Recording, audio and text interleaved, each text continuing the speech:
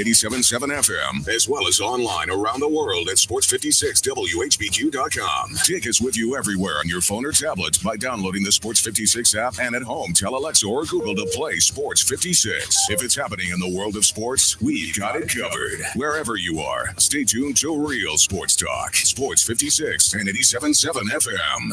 Real Sports Talk. Sports 56 WHBQ Memphis and WPGFLP Memphis. Flynn Broadcasting Stations. Now, back to Sports 56 Middays presented by FedEx. This hour is also brought to you by Lads for your zero-turn mower and golf car needs. Here once again are Greg Gaston and Eli Savoy. Yeah, the boys round here drinking that ice cold beer. Welcome back. 12:02 is the time here in the Family Leisure Studios. Eli Savoy with you. No Greg Gaston today. He is on vacation. He'll be back next week. Austin Eldridge here running the program over on the other side of the glass. Coming up later, we've got our four-man scramble, giving you an opportunity to win some great prizes there. Right now, though, we're going to talk some Memphis Grizzlies. As joining me is the now just president of the Grizzlies, no longer president of business operations. He is now president of the Memphis Grizzlies, Jason Wexler, who you can follow on Twitter at Main Street Memphis. That's Main ST Memphis on Twitter. Jason Wexler joins me now on the program. Hey, Jason, how are you, man? Good. How you doing, Eli? I am doing fantastic, but not as well as you. First of all, since we have not had you on since then, congratulations on the promotion. And also congratulations on getting that number 2 pick. I know you were very big. It had to be your good luck charms that pulled that off, right?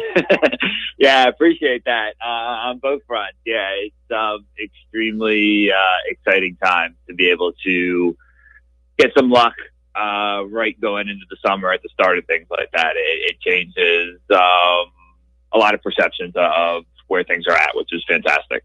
So going into the draft lottery, how did you decide on who would be there? Did you just feel like maybe Zach had some good luck in him?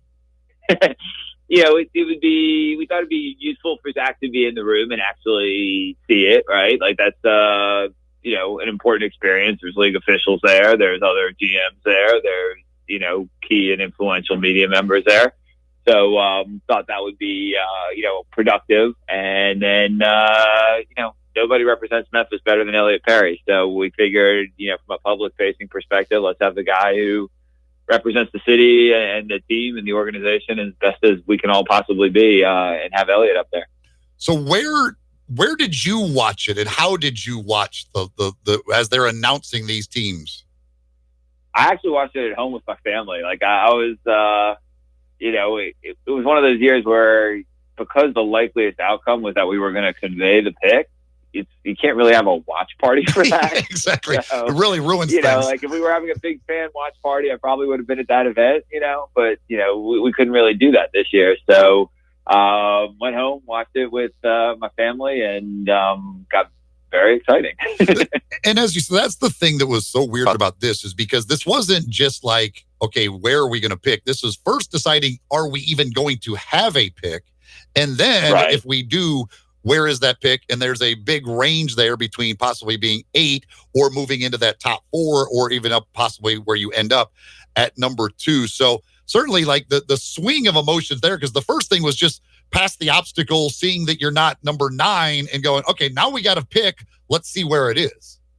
Yeah, that was why we were so low key about it as an organization heading into it, was that there was the likeliest outcome was that we would not have a pick. So, there's only so much you're going to promote that. You just kind of like, okay, that's the reality of the situation. And honestly, that was my first reaction when I saw the Lakers moved up. I was just, okay, we conveyed. Now we know 42%, conveyance came through, and that's where we're likely to be at, because the math's the math, and that's sort of how you condition yourself to think. And then when it didn't come up at 9, it was like, man, maybe we should have thrown a party. For you, it was weird, because I talked about this the day after. Like, the way they announce it, it's weird, because once you realize you're in the top 2, there's this excitement of like, oh my gosh, we might have the number 1 pick. And then when you come out at number 2, it's kind of like, for a moment, it's a disappointment. You're like, oh man, we got the number 2 pick. And you got to like train your brain to go, wait a second. No, we got the number 2 pick. Like, that's still really good. So what did you have that moment of like, oh man, it's number 2? I actually didn't. It was so, the outcome was so far and above what the expected outcome was going to be. I mean, when you kind of look at it at that point, you were already in the 88th percentile of, outcomes. It was just, I genuinely didn't have that emotion. It was so happy to be where we were at. I think I was still jumping up and down. It was funny because that commercial break took forever, and then they moved really fast through the last 4. So I was kind of just still jumping up and down from we got to 2 before, immediately recognized. And so there wasn't any ounce of aw shucks. I mean, it's such a fantastic outcome for us. So now as you guys get ready for the draft, like everybody in the world seems to know who number 1 is, with Zion Williamson going number 1. Well, it seems like a lot of people believe they know what you guys are going to do at number 2. But how, as far as workouts and things, when you've got the number 2 pick and you kind of know who's going to be off the board at number 1, like how will you guys approach that? And do you believe you'll be able to get guys in to work out? How will that all work? Well, even if we had conveyed the pick, we would have still done all of our homework all the way up and down the draft board. So, the way draft prep works is you're starting, months and years before. So, the day after the last year's draft, we're doing all of, starting our scouting plans, doing our homework on the upcoming draft class. So, you still do everything you would do regardless of whether you had a pick or have the number 2 pick or had the number 8 pick. You really, approach it overall the same way. Obviously, there's a little bit of differences in which agents and for which players you might be talking with, and how many. But fundamentally, you take the same approach because you just don't know how draft night's going to go. You don't know whether there'll be opportunities to get in the draft at other locations, or if your pick's your pick. You really don't know until you're in the room that night and it plays out. So you do all the work to be 100% prepared for any possible outcome. How does it play too that you're preparing for a draft, but also searching for a head coach at the same time? Yeah, it just keeps us busy right now. We're burning the midnight oil, so everybody's working extremely hard. What we've been saying is a great coach is a great coach, and how the outcome of the lottery and the outcome of the draft is not, doesn't correspond to the coaching search. We're working obviously on all fronts on parallel tracks, but the crew we've had prepping for the draft is still super engaged and involved. The crew we have working on the coaching search is involved. There's certainly some overlap between that, but there's enough capacity to successfully manage both. So do you feel any need to have a coach in place before the draft? Nah, I mean, we're moving at our own pace, and there's a decent likelihood that takes care of itself. There's still several more weeks before the draft, but at the same time, if we're not ready to pull the trigger yet, getting things right for the long haul is really important. Like we're obviously deeply focused on the next 4 to 6 weeks, but we're also deeply focused on the next 4 to 6 years, and you can't rush into decisions because of the next 4 to 6 weeks that might not be the right decisions for the next 4 to 6 years at the same time. Grizzlies president Jason Wexler joining me here on the program. From the names that have been out there, it would appear though as though the kind of the coaching candidates would be the kind of the top assistant coaches out there. Is that kind of the pool of coaches that you look at with this job? Is those guys looking to get that opportunity who have proven themselves as assistant coaches? Not really going to comment publicly on what we are and aren't looking for. We, really want smart, talented, capable people who, check all the boxes for, potentially being a terrific long-term head coach. There's no specific, pathway forward that is leading our process and how we evaluate people. Is there any plan to hire any more front office additions? Obviously, you guys, Rich Cho, Glenn Grunwald, some experienced guys that have been added in there in that front office. Are you guys pretty much done from the front office perspective? Also, we elevated Tayshaun Prince, who's doing great work for us. Yeah. So, we're in a really good position right now. We are always open-minded to acquiring more talent that will help us for the near and long term. we don't feel compelled to have anything done by a certain date, but at the same time, we're certainly open to, continuing to add, smart and capable folks to our front office. From your perspective, as the president of the whole organization, what is your role, I guess, kind of day to day on the basketball side versus what Zach Kleiman's kind of role is? Sure. Zach's the day-to-day basketball lead. So, what I've told folks is I know what I know and I know what I don't know. I'm not studying game film. I'm not saying, player X has higher upside than player Y. That's not what my skill set is. That isn't what I've trained to do. So I'm not, trying to, pretend that I have that or getting involved in that level. My job is to be, with respect to the basketball side, is make sure that we're, implementing thoughtful, systemic approach to how we build our organization. I mean, when you think about the amount of people who work in basketball operations, the level of sophistication and detail and preparation that's involved between sports science and medical and performance and analytics and video capabilities and everything that has to go into it, and all that stuff working and pulling together in the same direction, trying to lead to the same outcomes. That's where I'm lending, managerial support to make sure we've got, the right people, systems, processes in place to get to the best possible outcome. I know that sort of sounds very sort of technical, but that's really what it amounts to. It's less basketball and more management. Jason Wexler, president of the Grizzlies, joining me. I mean, is this at any point gotten a little surreal for you to think that it wasn't that long ago that you're like a real estate developer and now here you are, the president of an NBA franchise? It's very surreal, and it's one of those things where people, you meet with people all the time. Well, how'd you get your job? And it's like, well, I live in Memphis, and you work hard, and good opportunities can come your way here. Obviously, I'm going in my 6th season now, and I will say this: when you are involved with an organization that's in the public eye, to the extent we are, and gets the amount of attention that an NBA franchise gets, you kind of gain your experience in dog years. So, a year with an NBA team, when it goes good, can be like 7 years, and a year with an NBA team, when it goes bad, can be like, maybe sometimes 7 times 7. So, I feel like it is sometimes you wake up and you're like, man, this is, an unbelievable opportunity. And, you look at how you got to that point. At the same time, confident in what we can, do and accomplish and build, and, really like that we have the ability to set our own identity and our own approach within the NBA, that we're not just looking to do the same stuff that everybody else does. One of the things over these last couple of years, especially, there's been a lot of new things, new additions, improvements made within FedEx Forum. Is there anything big planned for this offseason of any changes in FedEx Forum? This year, we're always trying to do some good fan-facing stuff. So we're creating some new seating options this year. On the Pinnacle level, we're adding some additional theater boxes. We're looking at doing some more all-inclusive seating where the food and beverage is involved. We're going to be upgrading our floor seat lounge.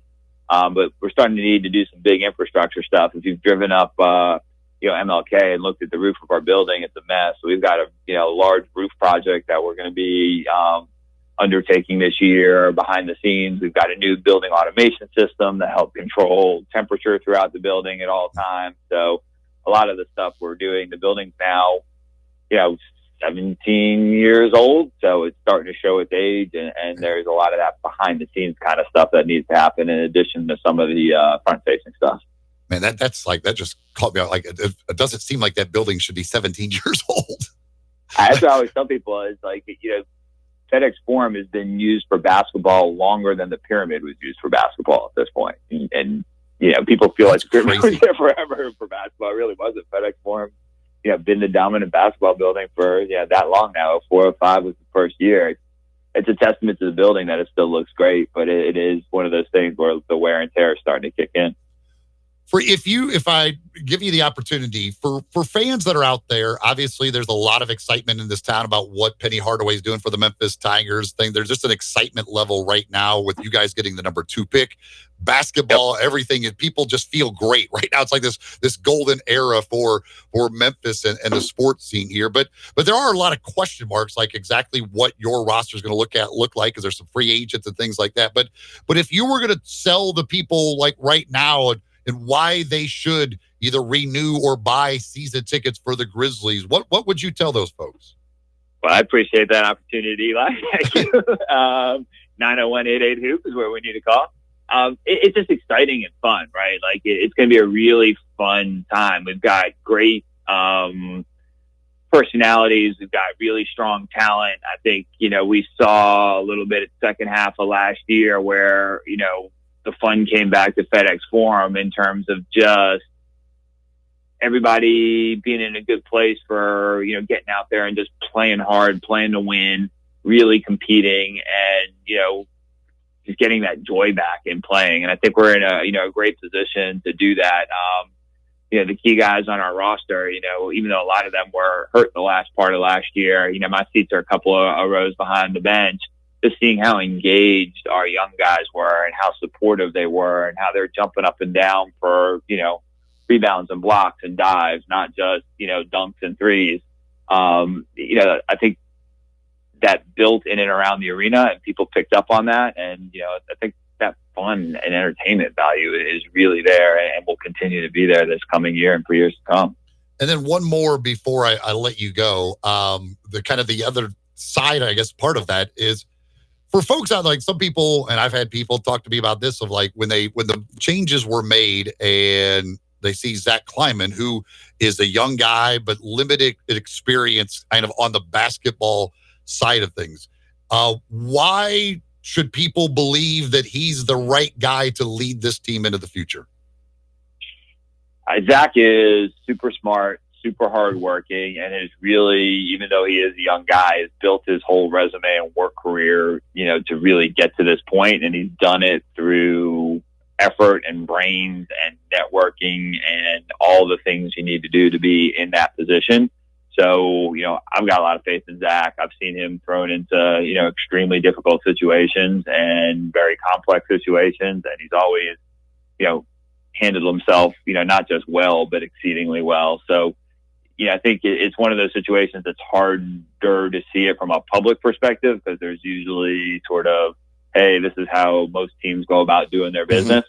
But, we've always distinguished ourselves that, hey, we're going to be innovative. We're going to lead the pack. We're going to be a little bit different. We're going to be a little bit smarter. We're going to work harder. That's how you get your edge from being an aggressive, innovative, small market team.